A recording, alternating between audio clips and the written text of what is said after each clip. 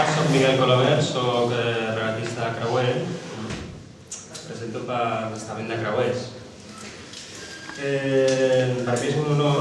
De fet, ja fa 4 anys que l'Octavi m'ho va proposar.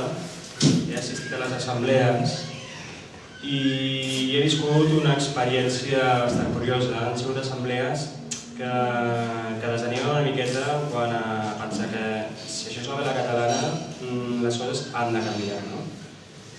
Degut a que segurament he presenciat poca assistència, poc esperit de comunicació, d'obrir un diàleg i de fer les coses més amb els interessos que pot tindre tothom i que són molts.